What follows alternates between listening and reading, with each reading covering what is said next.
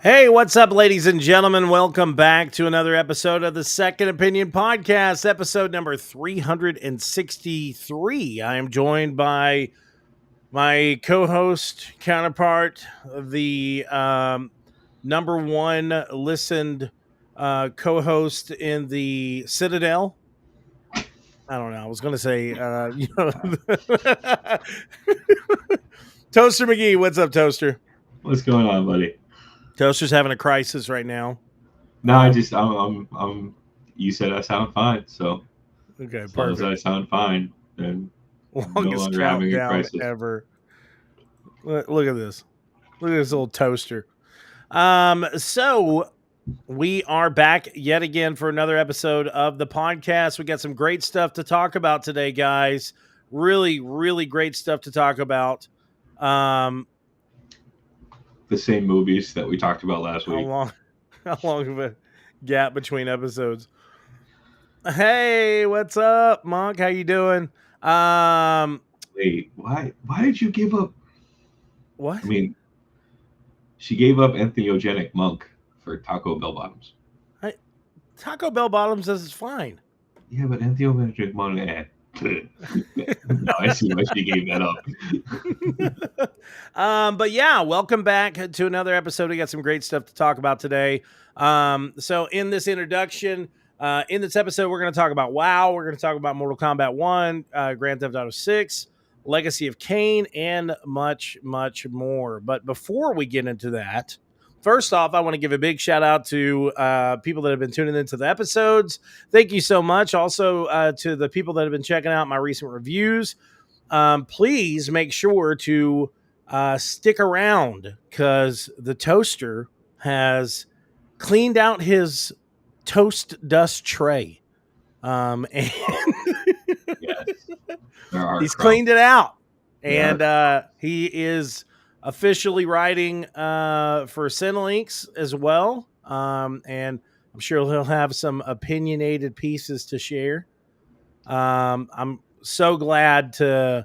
I mean, the people behind the new Hellboy movie are just making it easy. It's like just I started watching the newest trailer, and it's like the bullseye just got bigger. Much bigger. Like, I try really hard not to make fun of people's creative and artistic endeavors because they pour a lot of blood, sweat, and tears into that. Yeah, they do. Yeah, they do. But real quick, we're gonna go into what have we been drinking and gaming, or what have you been gaming? I'm gonna go first. I did my college football 25 review. Also, I have got a review posting soon of SteamWorld or Steam Heist World 2. It's a really, really great game. It's about a bunch of steampunk robot pirates. And I've had the opportunity of playing a lot of this game. Let's just say it could have been the cast of the new Time Bandit series coming on Apple TV. Hey, I'm down, bro. I'm so down to watch it. Time pirate robots. I would watch that. What's great about the game too is I can't even talk about that. What am I doing? I was about to F up bad. But yeah, my review for that's coming soon. My review for Futurama Season 12 Part 1 went live today. And my review for something that I did not know Toaster had a lot of interest in until it was a little too late. It was the new Batman series. So my review for that goes live tomorrow. So be on the lookout for that. But what else? Gaming wise, I don't think there's really been much. Oh, been playing Marvel Rivals, which I am thoroughly enjoying.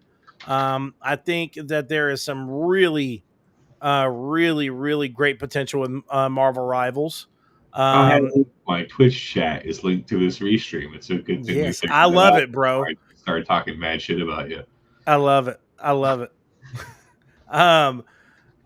So I really, I think Toaster, I think you would like Marvel Rivals. I don't know if If you fuck you, Toaster, fuck you. Yes, I'm fucking bald now. Okay, like what? Like it's been. I followed Toaster's footsteps, and I was like, I'm shaving my head, bro. I fuck it. It looks good, buddy. Welcome to the club. But Toaster, I think you would really like Marvel Rivals. It feels very much like, yeah. Take your hat off, Toaster. Take your hat off.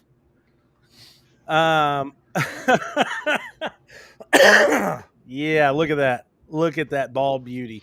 But I feel like Marvel Rivals is a really great competitor for like games like Overwatch. So Marvel Rivals is like 5v5, and there's a ton of characters on there. And honestly, I was really shocked by how let me see. Where are we at right now? Toaster, what you been gaming, bro? If you've had time to game. So I started. I grabbed Mortal Kombat 1 off of Steam because it was on sale. Mm-hmm. Like the Epic package was like 60% off, so I got it for like $40. So I've been playing that and actually enjoying it. Yeah. Still, I'm very much a button masher when it comes to that game, but that and Ghost of Tsushima on PC, because it was gorgeous on PS5. It is absolutely breathtaking on a computer. Like, yeah, of course it is. I'm slowly being indoctrinated into the PC Master Race gaming clan. Just game by game. I mean, like Witcher 3, Cyberpunk 2077, they're all absolutely gorgeous. Yeah. On the machine I got. So, but that's been about it. Yeah, just Mortal Kombat 1 and Ghost of Tsushima. Yeah. Oh, and I fired up No Man's Sky. Oh, did you? Hey, bro, it's such a different game. It's so different. I keep like just jumping in for like an hour, and I keep meaning to play it, but then like I don't know. I usually start it late at night because I'm like, oh, this should be a relaxing game to play, which is why I don't make it past an hour because I'm like, it worked. I'm going to bed. Great. We're just gonna do it like this for the rest of the show. Now I can't. It's just going to be amazing things I have to say about you now. Nothing but good words, buddy. Yeah, that's pretty much it. Awesome, bro. All right, so in this episode, as I said, we have some really great stuff to talk about. So first and foremost, we have some movies coming up. Of course, we talked about these last week, as well as the video games that are on this list, but this is where we're at right now. Futurama Season 12 comes out on the 29th. Trap comes out August 2nd.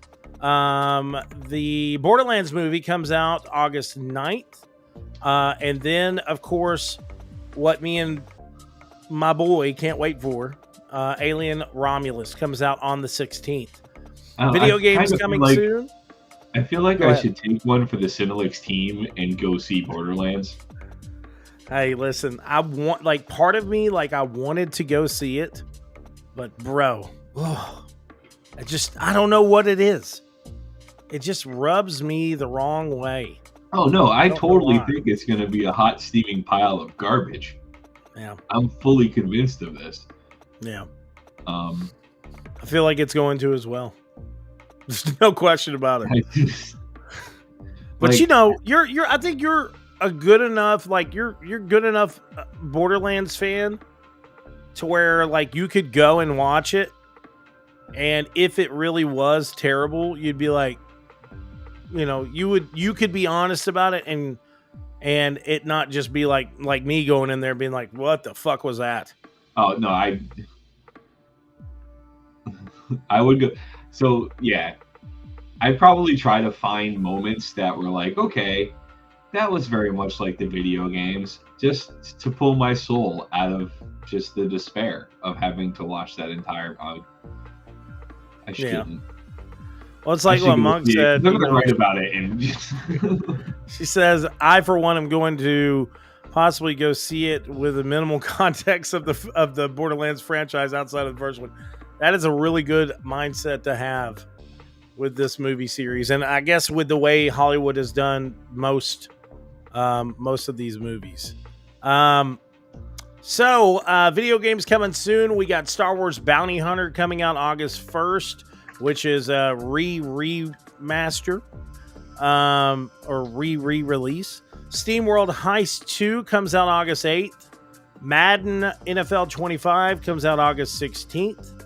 Black Myth Wukong comes out August 20th. Concord launches for PS5 and PC August 23rd. And then last but not least, Star Wars Outlaws comes out for PS5, Xbox Series X and S and PC August 30th. So first and foremost, I'm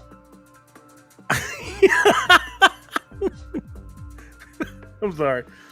First and foremost, we have some news to talk about that Toaster is all about. And I knew he would be the perfect one to talk about this. So, you want me to just introduce it? Yeah, go ahead. Let me get the radio announcer voice on. So in Season 1 of The War Within, Blizzard has confirmed that crafted gear will be maxed out at a cap eye level of 636, which puts it 3 item levels behind a fully upgraded mythic piece. And if any of you listening are in a not like a huge guild or a very casual guild, you will know how hard it is to get decent mythic gear. So this is clutch. Crafting for me in vanilla WoW was a huge thing because you actually had to work and make effort at it, and then they kind of made it weird. So the fact that you can just craft your own gear and have it be 3 levels below and an upgraded mythic will be great for people looking for group, because there's a lot of min-maxing in World of Warcraft, and a lot of if you don't hit this certain gear score and you don't hit this DPS, we don't want to run with you. Which in some ways is good because it encourages players to really learn their classes, but in other ways, if you're a casual player, it makes it pretty tough for you to get geared, so you can kind of hang with the big folk, I guess. It will be interesting to see how many pieces of crafted gear they allow you to equip. Because in the past, it's only been like 2. So, but if they're kind of returning to the whole questing to unlock mythical legendary or epic recipes, and the mat farming and stuff like that, we used to joke in my guild that I would go on HOW extinction events because I was a leather worker, so I would just go find just an area that had animals with fur and just lay waste. So this is really good news. I'm really looking forward to The War Within. One of the biggest things that Chris Messon brought up during BlizzCon was that they were focused on time. Because honestly, let's face it, most of us playing World of Warcraft are either in our early 30s or older at this point in time, and we have full-time jobs. People have family. People still want to be able to be with their guilds. So this kind of thing with crafting. Increasing the XP you get for leveling exponentially until you hit, the 60 to 70, and then it kind of drops off a little bit. But, the other changes that they made with warbands, where it's, shared banks, shared reputation, it all lends to the fact that they, Blizzard understands that we have other things to do than sit here in front of a computer. So I'm looking forward to it. Pre-patch events start this Tuesday, so I'll be jumping on and waking HOW up. And look for be writing about it, my pre-patch experience on Cinelinx, and then I think August 16th is when The War Within launches. So nobody's gonna be able to play that day because Blizzard. Name one launch that involved a server that went well for anybody ever. You can't. I really can't, honestly. No. You'd figure gaming studios would learn by now. I think we have too many servers. Get out. I don't know, man. but it is exciting. It is exciting that this is the what is it? The item level cap for crafted gear in the War Within will be 636. Only level 3 lowers. I really wish for me that I really hope for me that over the next few years that there is eventually a version that comes out to console. And I know that's World crazy. of Warcraft comes out on Xbox, I will have every achievement, every fucking mount. Yeah. Like, I think it would do so well, bro. That's the one thing that I just don't like sitting in a computer chair for an extended period of time. I mean, Yeah. if they release it on console or on PC but do native controller support, yeah, much beautiful. And it can be done. I've had this conversation with people that are like, well, I have too many buttons. Yeah, well, when you really think about it, so does the Xbox. Or so does the PlayStation button. You can do stuff with double tapping. You can do stuff with long presses. You can do stuff with bumper, Yeah. Like, I've said it once and I'll say it again. Diablo, of course, was already an extremely fascinating franchise. But one of the things that made it go over that hill was whenever they brought Diablo to consoles. And Diablo 3 was just such a perfect game for me. Like, it was from start to finish, I felt like it was such a great game. And it can honestly, there's no reason why it can't be done. We've seen it with many other MMORPG games. Well, So, I mean, to be fair, it is a little clunky because the Final Fantasy 14 online has controller support, but it does feel weird. yeah. So, I mean, they'd have to do something to, I don't know, to kind of line it out to make it that. I mean, but we've seen that though. We've seen some of these companies that have come out with those.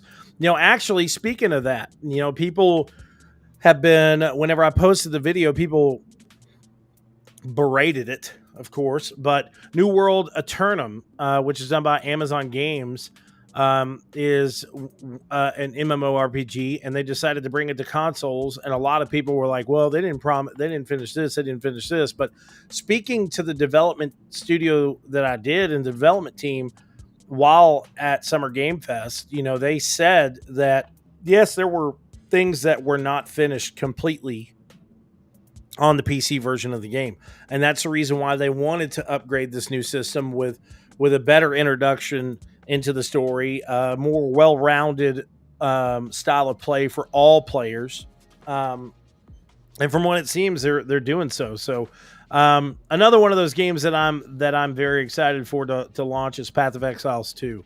When that comes out, dude, I'm gonna lose myself into that game 100%. So, you just want to play Punishing Diablo.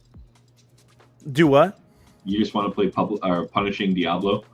Yes, 100%. I love Pat. Listen, I loved what I played at Summer Games Fest. I mean, it was fucking gorgeous, and man, I'm going to tell you, it was a really great experience. But like what some of the people had said before, like, hey, listen, Diablo is one thing, but Path of Exiles 2, or Path of Exiles 1, I guess. They said that it was pretty hard. So whatever. I'm down for it. Todd McFarlane wants there to be a new Spawn video game. The legendary comic creator Todd McFarlane has expressed interest in bringing the possibility of his most famous creation, Spawn, back to the world of video games. Now, Toaster, it has been some time since we have seen this game come to fruition on any console. Honestly, like, it's been a while. The same could be said for the movie. Same could be said for the movie. So the last time we saw this was, of course, Spawn Armageddon. And that was on, I think, PS2 and Nintendo GameCube. And the only time we've seen Spawn since then in video game form was when he came to Mortal Kombat. So, Toaster, do you think that Spawn is a relevant character enough nowadays to return to the small screen and the video game console scene? I don't know. I haven't read the comic in so long. I mean, he was. I know the character still exists, and he was such a '90s superhero, man. Like, I mean, if you really think about it, he came out of the Image Comics, where you had all of those. Like, you had like the Max, you had Gen 13. Spawn, Silverhawk, Savage Dragon. You had all of these like edgy like superheroes that came out. Showing his age now. Shut up. This startup comic book studio, and they've all kind of faded to obscurity. I mean, Spawn, and I'm probably, people on the internet are probably gonna be like, poser, they're still out there. I get their comics every day, but they're not as mainstream as they used to be. Yeah. They're not Batman. They're not Superman, Wonder Woman, The Flash, Spider-Man, any of those, Todd McFarlane's kept the flame alive for Spawn. And, I mean, there were some really great stories that were told in the early Spawn comics. But I think he's best now as a character that just shows up in Mortal Kombat or other fighters. Yeah, I kind of agree with you, because it does kind of make you think, like, what would be tweets every once in a while. I think he's still relevant, or Kevin Sorbo, for that matter. Yeah, I think it's because Todd McFarlane kind of looks at Spawn like the creator of Deadpool looks at Deadpool. Like, that Spawn was like his baby, you know what I'm saying? Like, that was like the biggest thing for him. And of course, whenever they made the movie, yes, there was times it was corny, but man, bro, like, I can't tell you how many times I've watched the Spawn movie. And like, this Amo is the clown. Bro, listen, you tell me, like, if there was ever a better casting for a psychotic demonic clown, what the fuck? And what happened to Michael Jai White? Because that's who Spawn was. He went from like Spawn to doing direct-to-video movies. Yeah, like, he does, like, his like personal kung fu movies, and like I think there was a series to where he was like a fighter in like the like secret jail scene and all this other stuff. Like, it was like Fight Club in jail and all this. And I don't know. No. You know what? He does he does TV shows now. But like what you said, he was Spawn in this movie. And I mean, it was for the time it came out, though it, some people didn't like it and whatever else, when I watched it, I thought it was fantastic. I thought it was great. I loved it. He's obviously more well known. Do what? Were you like 6? 6?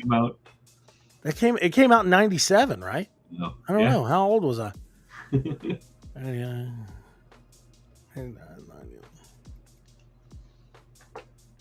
I was 10. You watch your mouth. Oh, man. So what he does now, let me see. He's in a TV series.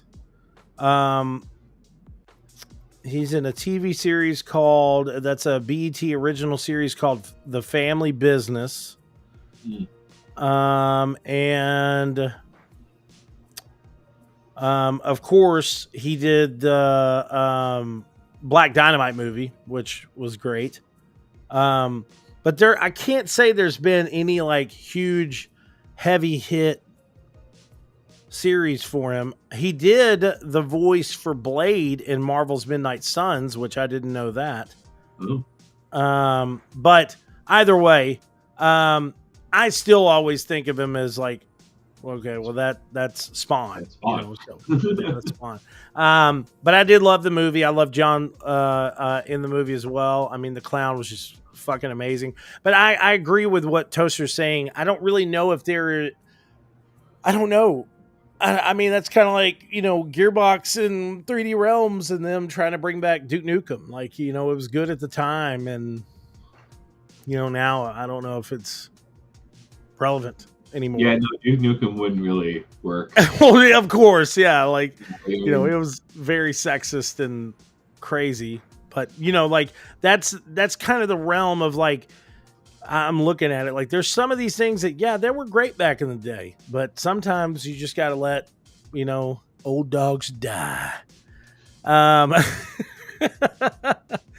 Speaking of old dogs, Marine, like Doom Marine and Blazkowicz, those two are fine. Everybody except else for those two, we don't touch those.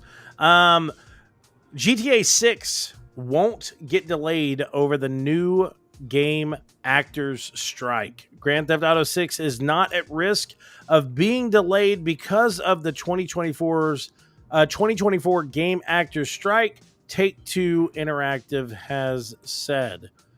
So this is kind of a double-edged sword. So like it's great that Grand Theft Auto 6 isn't going to be delayed. Of course, for anybody that is excited for this game, it is going to be a mega hit. It's going to be one of the largest video game launches of all time. Whenever it does come out, but I'm pretty curious how they managed to negotiate that. They had to. The way I look at it, bro, the game has to have like already got close to that point of being like, they had to have had the my mic or the music. You can go ahead and say it. It's okay. It's already there. Let's see. What's up, Andre? How are you?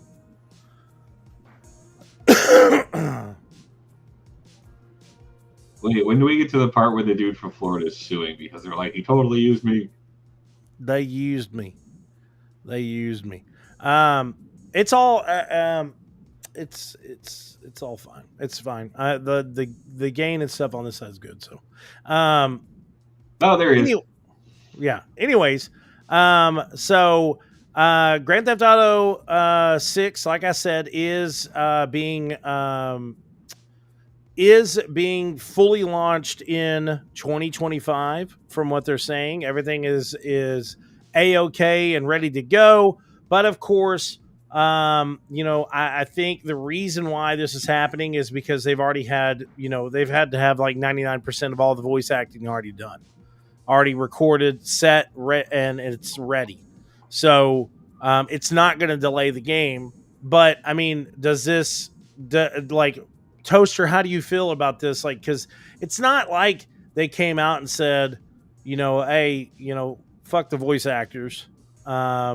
No, there had to have been discussions for this to be exempt from the strike right now. There had to have been a sit down where they were like, all right, how do we, if you guys like, there had to be an agreement. Either Take-Two understands the actor and actress's concerns about the use of AI to impersonate voice, to impersonate likenesses.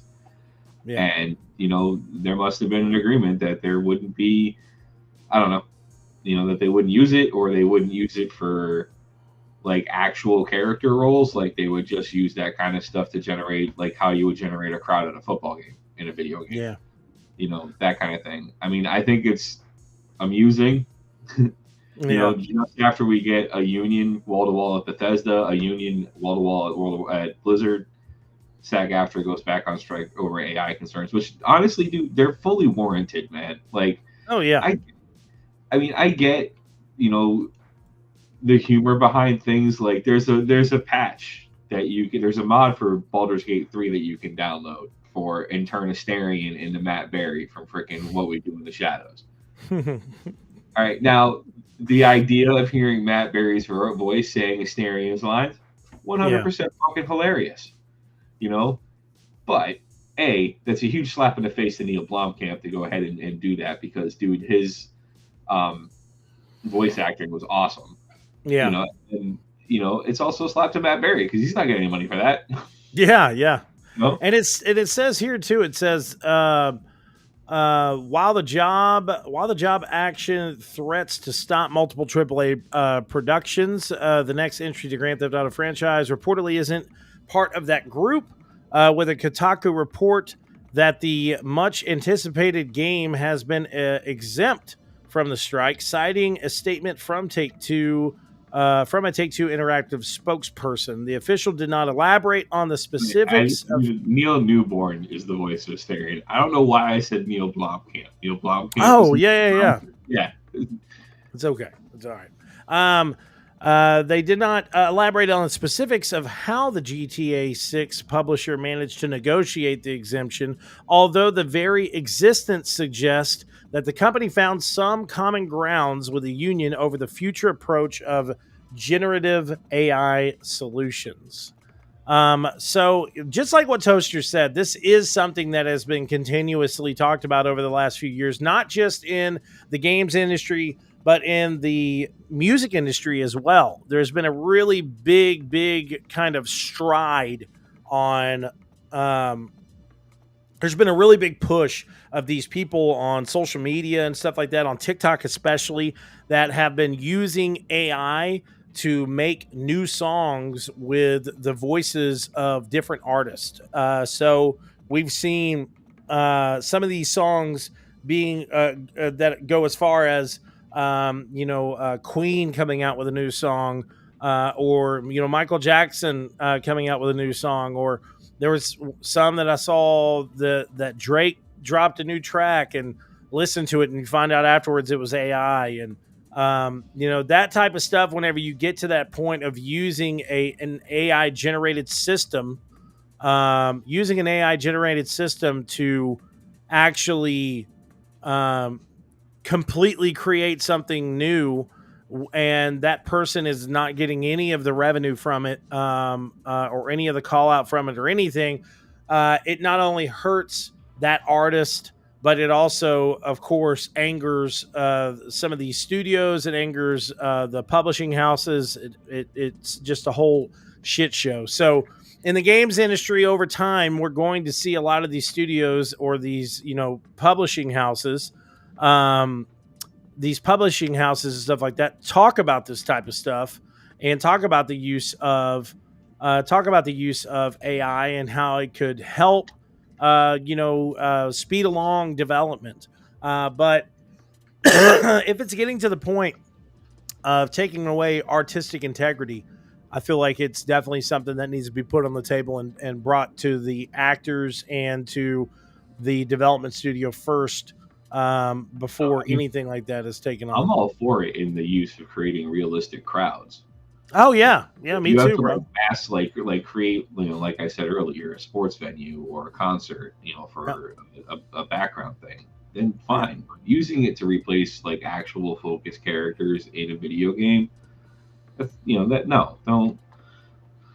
Unless you're creating a game wholly without the use of mocap or any of that stuff, then don't do it. All right, next up, we're going to talk about Legacy of Kain Soul Reaver. The Legacy of Kain Soul Reaver games are getting remastered. Remasters of multiple Legacy of Kain games appear to be in the pipeline. Specifically, some of this news has newly emerged evidence indicating that Crystal Dynamics is currently working on the Legacy of Kain Soul Reaver and its direct sequel. So this was actually leaked out of San Diego Comic-Con, which we're going to talk about at the end of the show, the stuff that was kind of revealed at Hall H. But this was actually showcased by just some random guy. He's got a YouTube that's got a little bit of a following, and he was just kind of going around. Like, what he does is, just show the show floor, showcasing all kinds of stuff. And he came upon some Soul Reaver statues, and the place card in front of these statues actually stated that it was from Legacy of Kain, Soul Reaver 1 and 2 remastered. So that was kind of a slip up. It's not something that has been officially revealed. Was it but slip up? Was it? was it? Did he not get paid for that? So I'm a huge Legacy of Kain Soul Reaver fan. I loved Soul Reaver 2. It was really, it's funny how it says this product is in working progress. Super old trailer.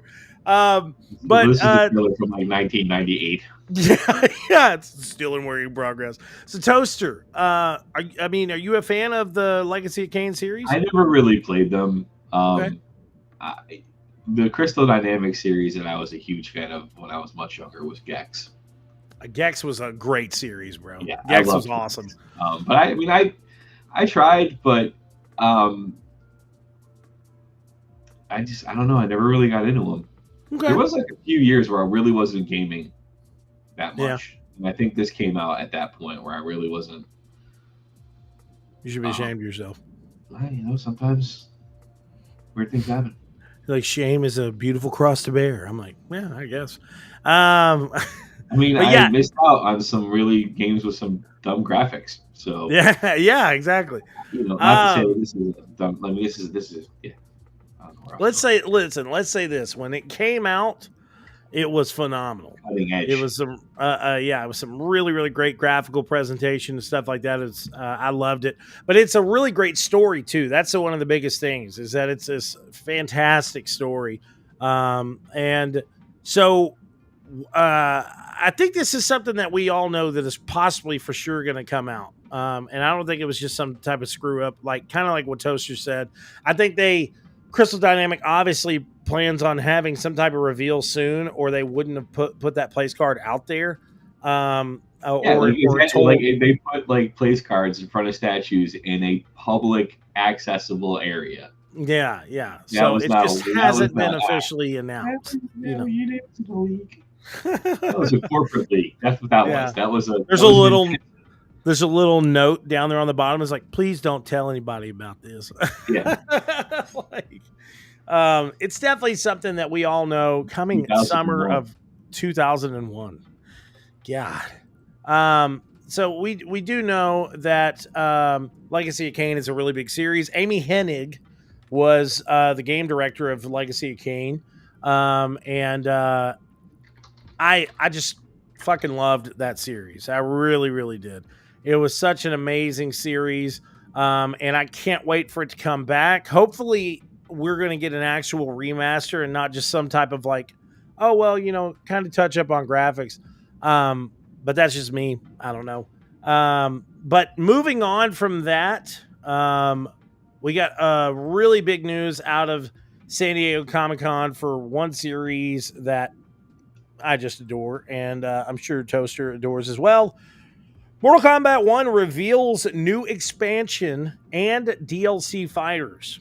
At the Mortal Kombat 1 Year 2 panel at San Diego Comic-Con, NetherRealm Studios officially announced the upcoming expansion titled Chaos Reigns. So if you guys know or follow Second Opinion or Cineleaks, you know that I've been reviewing. I even got to a point of it was like a running joke to where I reviewed Mortal Kombat 11 3 times. I think there was 3 different versions of Mortal Kombat 11 that I reviewed. But Mortal Kombat 1 was a really great return to form of hey, this is something new that we're trying, and we're rewriting a lot of history with this series. So if you did play Mortal Kombat 1, or if you didn't play it, you may or may not know that at the end of the game, there is this whole multiversal battle, and at the end of the credits, what'd you say? I haven't finished it yet. What? Bro, you're killing me. Okay, well, let's just say this. There is a... Does Snake show up and suplex Vader? Yes. Vader shows up, and it's this whole big thing. Let's just say this: the new series that's coming out, the expansion title is called Chaos Reign because it is wrapped around the one and only Chaos, the character himself. So in this new expansion, we're going to be getting a new story pack that's going to introduce a ton of new characters. And we just had Takeda join us recently, as well as Ermac, Homelander, Omni-Man, Peacemaker, and Quan Chi. And just to let you know, Toaster, let me say this real quick. Me saying that about Chaos, like, that's not anything that's going to completely ruin you or your gaming experience. It is something that you will I'm see just and love. wishing that they would allow you to pick a character to play the original story through as. I mean, I like how it's unfolding, but I feel Yeah. like after you finish the story the first time, you should be able to play it as any character you want. Oh, I agree. That'd Because be awesome. that would be the hilarity of marching fucking Conan through the story of Mortal Kombat 1. Oh, yeah, it'd be awesome. And speaking of Conan, it was announced that the new characters that are going to be available in this game are going to be Sector and Cyrax, which are female versions of Sector and Cyrax from an alternate universe. And it seems from this trailer that they are not fully robotic now. What? Do you feel that? Do I feel what? There's been a great disturbance in the force. A bunch of angry incel basement dwellers. Oh, it's gonna happen. It's gonna happen. They're already. I'm sure they're already upset about it. But the weird thing to this is that, like I said, that they don't seem like they're fully cybernetic now because their face plates actually raise up. So that was I was like, oh, wait a second. They're not just changing. They're pre-cybernetic. Maybe they're cyborgs. Maybe I don't know. But then we're also getting. I guarantee you. We're also getting a new version of Noob Saibot. We're getting Conan the Barbarian, the T-1000, which is the Liquid Terminator, and Ghostface in this new combat pack. So I'm very excited for this. The update is now, or this expansion is now available for pre-order. It's going to be $59.99 because it is literally an addition of a new game. It's going to not only have new story, but it's going to have new characters and it's going to have new locations for you to play in. So this is how I've always felt they needed to do a lot of these sports games like Madden. It needs to be, I would much rather them do some type of like addition DLC that adds a new story and all kinds of stuff to the game without you having to go and actually buy a new game. You know what I'm saying? Am I crazy? I mean, if you can keep a story continued and keep the game interesting, then yeah, I mean, that kind of model would work perfect. Yeah, it worked perfect. I mean, just keep expanding the story, adding more ridiculous characters, taking more characters from pop culture as you get the licenses for them. Yep. I want to see Ultimate Power Shaggy. I want to see it too, bro, because it's Warner Brothers. Just bring him into Mortal Kombat. I started playing Multiverses. What do you think? Yeah, it's fun. Yeah, it's fairly fun. And Samurai Jack and Beetlejuice are coming to the game, so I just think it's interesting to introduce Jason Voorhees to a kid's game. Yeah. And he has the sleeping bag move. But that's the thing, is that they're trying to push it to where it's like, oh, well, this isn't a child's game. But they gave a cartoonish Jason Voorhees the sleeper bag move. I'm like, I know, bro. I said the same thing. I was like, what the heck? I'm sorry. But yes, the game looks really great. Mortal Kombat 1 with this new expansion, it looks fantastic. I was really, really just head over heels with this new story. How they changed a lot of the, origins and where they came from, and how like Scorpion and Sub-Zero are now like brothers, and all kinds of, I mean, it was crazy. It was a lot to take in, but it was very enjoyable. So I'm sure I'm gonna be head over heels for this as well. But this was something that was revealed at San Diego Comic-Con, and like I said, I'm excited about it, and I'll share my thoughts on it eventually soon. But Toaster, Hall H was today, man. So Hall H. Hall H was yesterday. Was it yesterday or was it today? It was yesterday. I'm sorry. So Hall H happened yesterday. So the reveals of Hall H happened yesterday. So Toaster, there was a good little couple of things that were announced and showcased. Yeah, no. So the Russo brothers are officially on board with the MCU, and we are getting Avengers 5 and Avengers 6. Avengers 5 is going to be called Doomsday. Yes, sir. Avengers 6 is going to be called Secret Wars, which has my comic book nerdy ass hoping that we are going to see Black Suit Spider-Man. But again, that would mean Sony needs to shut down, just sit in the passenger seat and rake in money, and that's something they don't seem to know how to fucking do. Every time, after every single Marvel Spider-Man movie, it's been like, well, I don't know if we're going to make one because Sony's being dicks again. And then like Tom Holland has to get on the phone with the Sony Entertainment CEO shit-faced and be like, hey man, make this movie. Look that up on the interwebs. That's how it happened. I'm not lying. It is. But the announcement that just blew me away, and I'm still trying to process this because this is like the biggest heel turn ever. This is Roger Clemens pitching for the Yankees. All right. This is Robert Downey Jr. has been brought back into the MCU to play Dr. Victor Von Doom. I can't wait, bro. Which dude, that's Tony fucking Stark, man. Like, that dude was so Tony Stark. Marvel started drawing Tony Stark to look like Robert Downey Jr. That's how Tony Stark Robert Downey Jr. was, for fuck's sake. Mm-hmm. And now he's going to come back as Dr. Doom.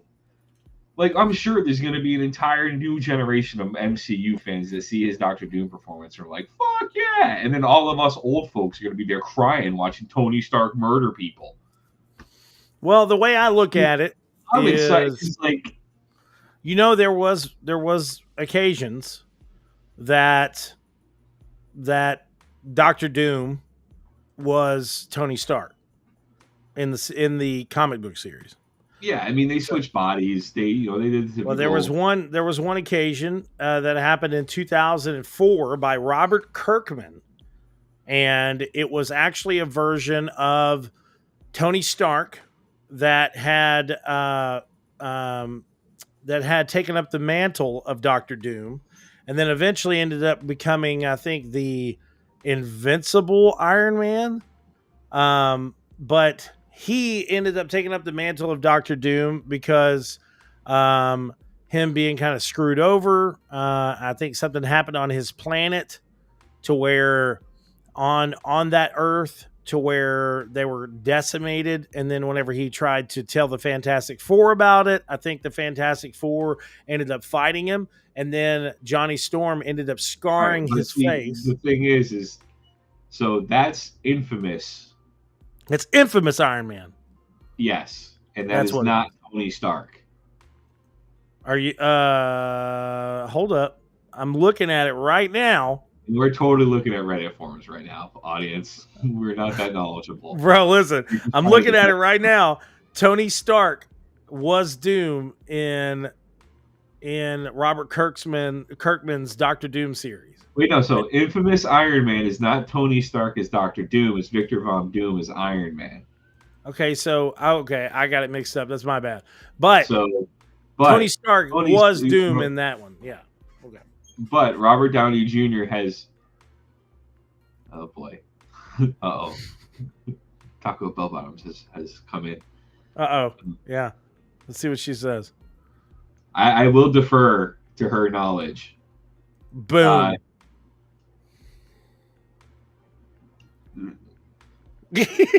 don't know. Like, I want to call her Monk. I'm just gonna call her Monk until I get used to Taco Bell Bottoms. And I'm sorry, but Monk. What? It's not infamous Iron Man, right? Because that's Doom Iron Man. What's the Tony Stark is Doom? Because the thing is, Robert Downey Jr. didn't say I'm playing Tony Stark. He said I'm playing Victor Von fucking Doom. So he is going. Oh, damn it.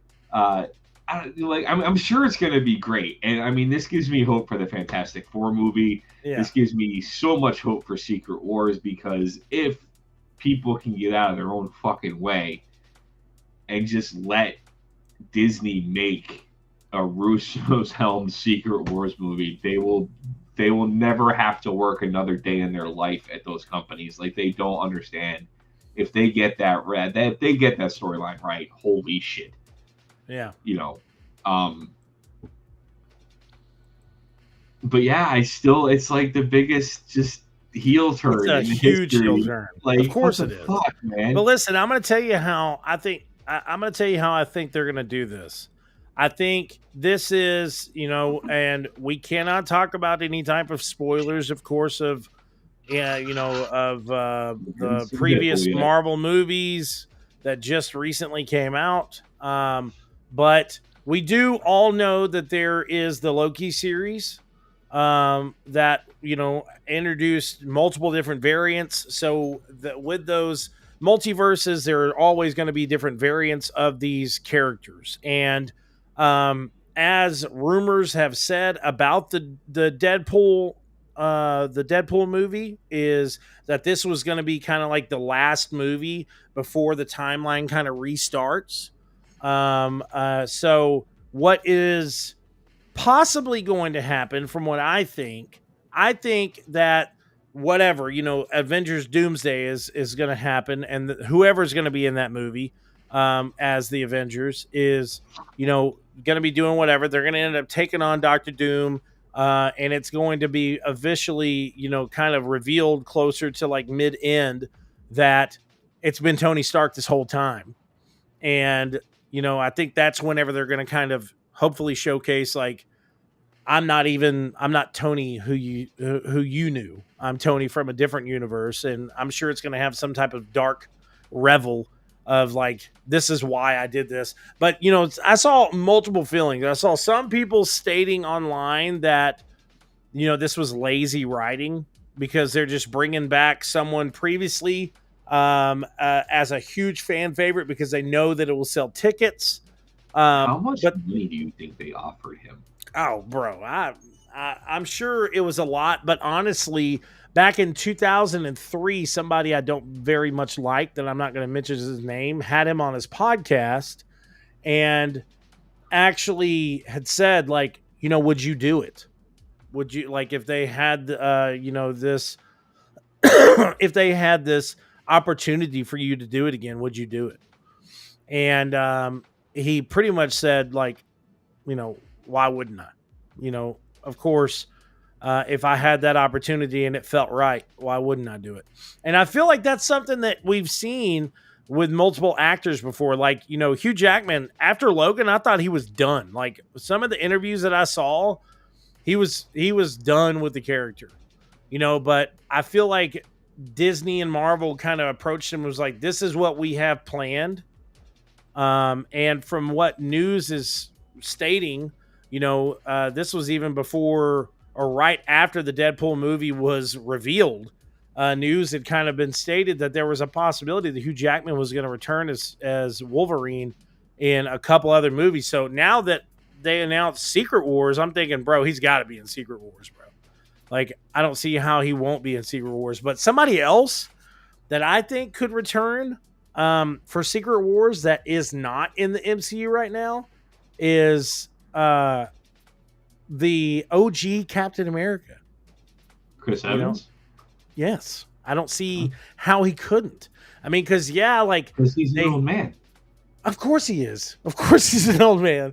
But, like, I don't see how they're not going to have him in there as well. Now, I do know they have New Cap, of course. And they've got Captain America Brave, what is it? Brave New World. Brave New World, which they showcased a new trailer for that. And it looks pretty fantastic. We saw, Harrison Ford Hulk out in multiple different ways. But now my children are coming in here when I tell them not to. What? I can't. I'm recording right now, baby. I got about 5 minutes, so give me about 5 minutes, and I'll come in there and check and see what your problem is. Anyways, so Toaster, can you tell the folks about Brave New World? And are you excited about Brave New World? Let me say that. I am, because it honestly, watching that trailer kind of felt very much like the Winter Soldier trailer. And the Captain America movies always kind of, except for the first Avenger, that one was a little more heavy on the comedic side of things, and Steve's selflessness. But I think Winter Soldier and Civil War all kind of showed, the darker undertones of Captain America, and I feel like Brave New World has done a real good job of capturing that vibe again. You can already tell the tension between Harrison Ford's character and Anthony Mackie. And of course, all of this is leading towards, the Thunderbolts. I'm looking forward to that one. I feel like it'll be a return to I agree. I think it'll be kind of a return to form on like what we want from Marvel movies.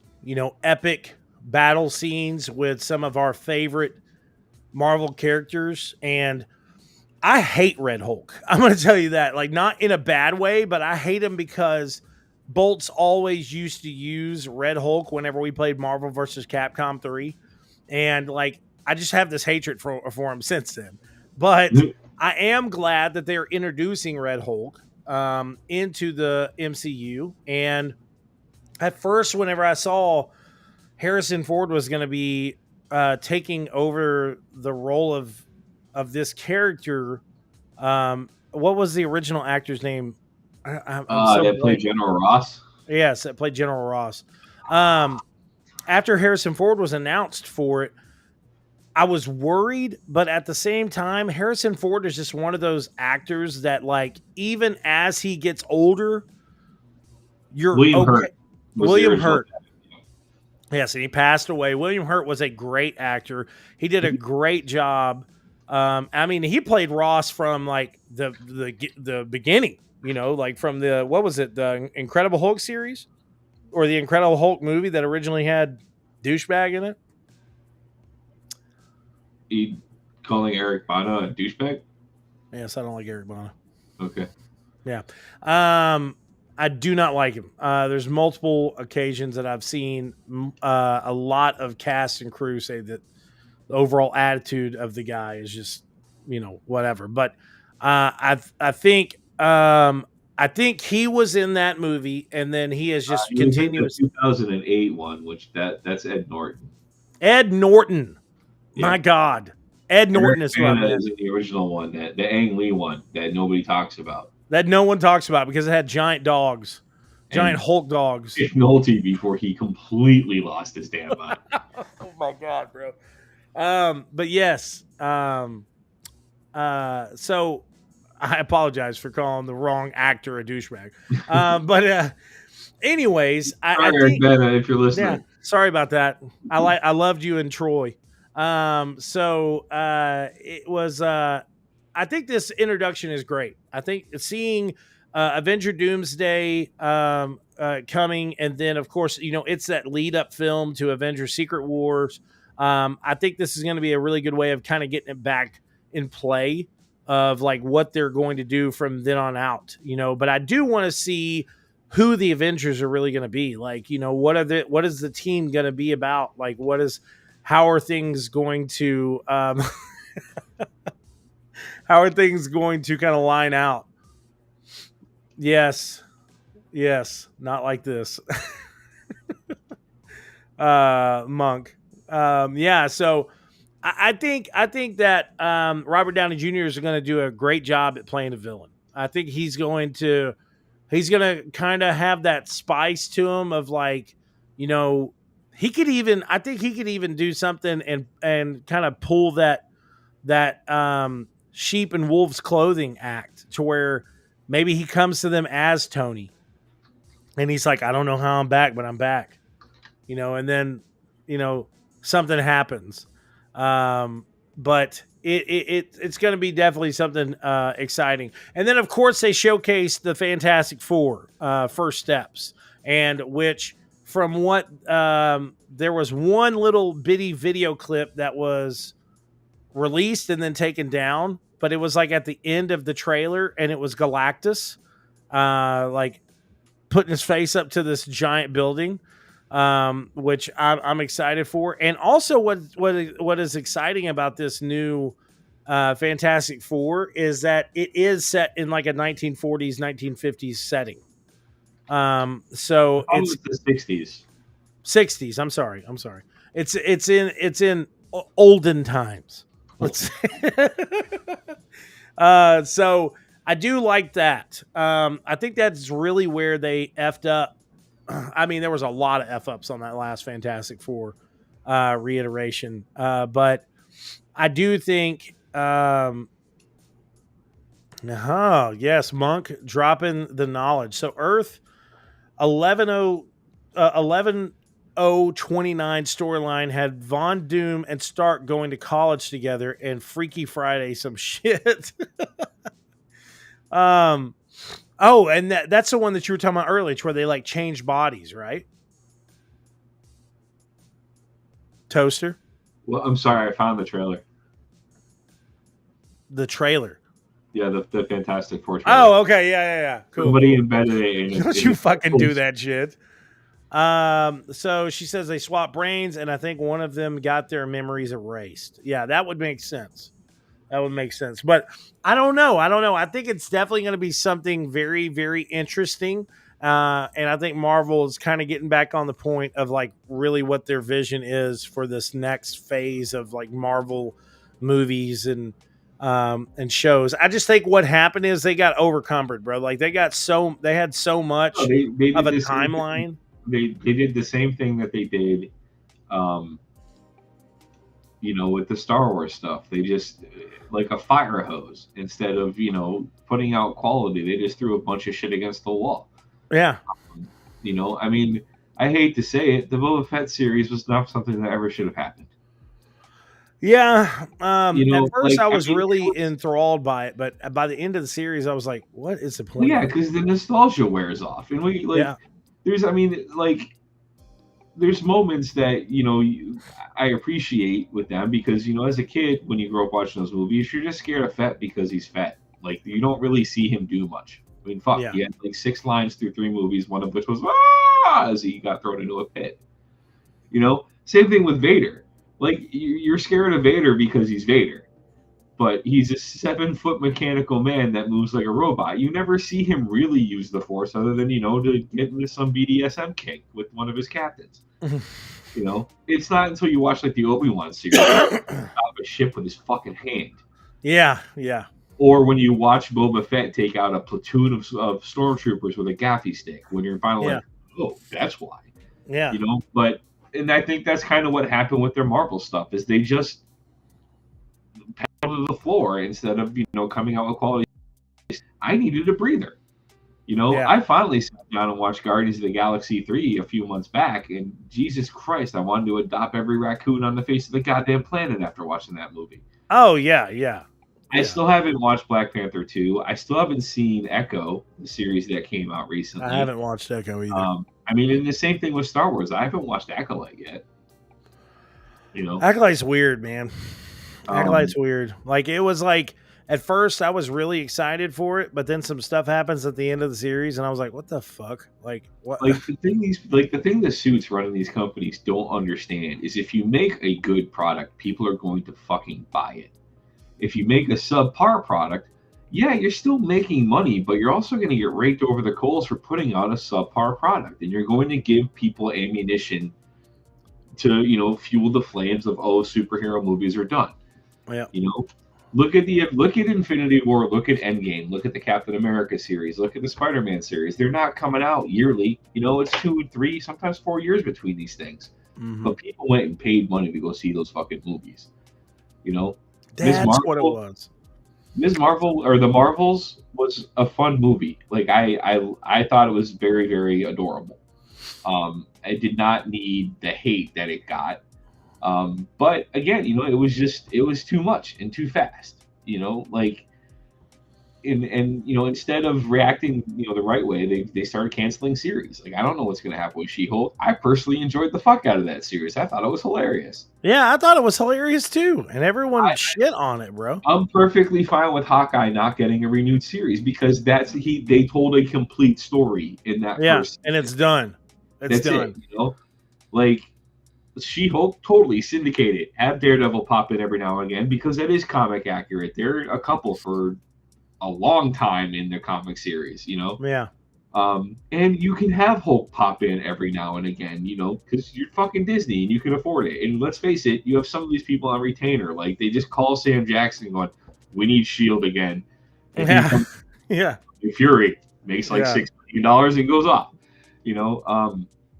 I hope that, they don't like fire hose us this time. Like, I think that's why we're seeing these issues with Blade. We're seeing, to the point where people are now questioning if Blade's ever going to come out. Yeah.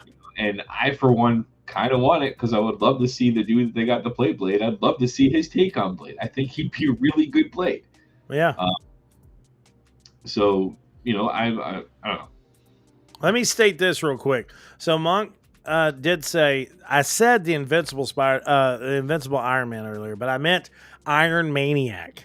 So what happens is Stark is Dr. Doom, and then he becomes Iron Maniac, which is a evil, very evil version of Iron Man.